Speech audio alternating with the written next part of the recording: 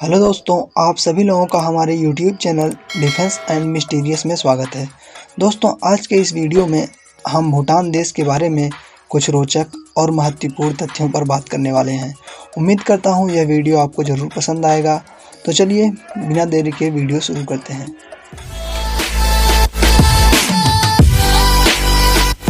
दोस्तों, भारत की एक तरफ जहां पाकिस्तान जैसा निकम्मा देश है, तो दूसरी तरफ भूटान जैसा प्यारा देश भी है।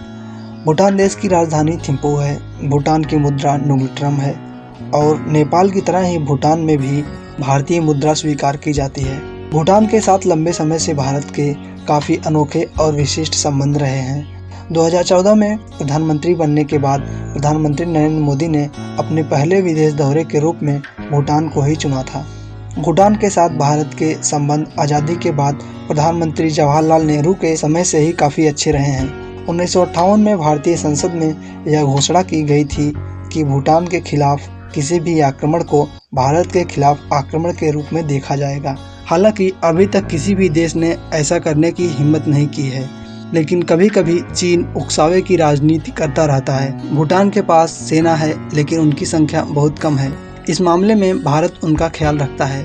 भूटान की सभी सीमाएं भूमि से जुड़ी हैं और कोई भी जल सीमा नहीं है, इसलिए भूटान के पास कोई नौसेना नहीं है। 1949 में दोनों देशों के मध्य मित्रता और सहयोग की संधि पर हस्ताक्षर किए गए।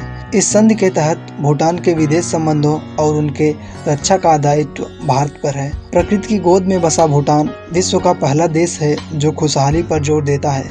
जहां पूरी दुनिया का ध्यान GDP यानी सकल घरेलू उत्पाद को बढ़ाने पर होता है, वहीं भूटान अपने नागरिकों का जीवन स्तर GNH यानी सकल राष्ट्रीय खुशी से मापता है। यह एक बड़ा फर्क है जो भूटान को पूरी दुनिया से अलग करता है। भारत और चीन से घिरे इस देश की कुल जनसंख्या करीब 9 लाख है, जिसमें से 74% लोग बौद्ध धर्म को मानने वाले हैं और बाकी 24% आबादी हिंदू है।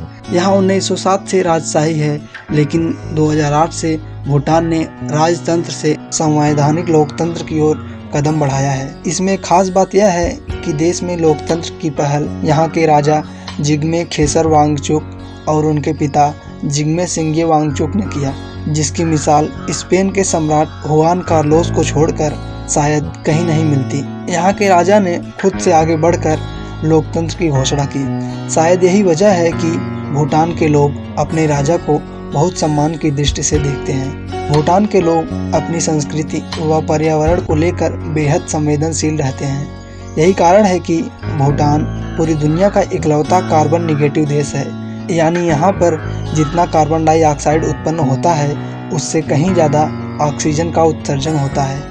यहाँ की 70% जमीन पेड़ पौधों से ढकी है। भूटान के संविधान के अनुसार यहाँ के जमीन का 60% हिस्सा जंगलों और पेड़ पौधों के लिए संरक्षित रखना अनिवार्य है। साल 1999 से ही यहाँ पर प्लास्टिक की थैलियों पर पूर्णतया प्रतिबंध लगा दिया गया है। भूटान में तंबाकू और गुटखा भी पूर्ण रूप से प्रतिबंधित है, जो कि गंदगी फैलाने का एक बहुत बड़ा कारण बनता है। जहाँ पूरी दुनिया आर्थिक लाभों को महत्व देते हुए प्राकृतिक सौंदर्य और संपदा का दोहन करने में जरा भी संकोच नहीं करते, तो वहीं भूटान के लोग 1 घंटे में सर्वाधिक 50,000 पेड़ लगाने का गिनीज वर्ल्ड रिकॉर्ड बना चुके हैं। कुछ समय पहले तक भूटान बाकी दुनिया से अलग थलग था और वहां पर्यटन की अनुमति नहीं थी। 1974 में भूटान की सरकार ने पहली बार अंतर्राष्ट्रीय पर्यटकों को अपने यहाँ आने की अनुमति दी, लेकिन पिछले कुछ वर्षों में यहाँ आने वाले पर्यटकों की संख्या में काफ़ी वृद्धि हुई है।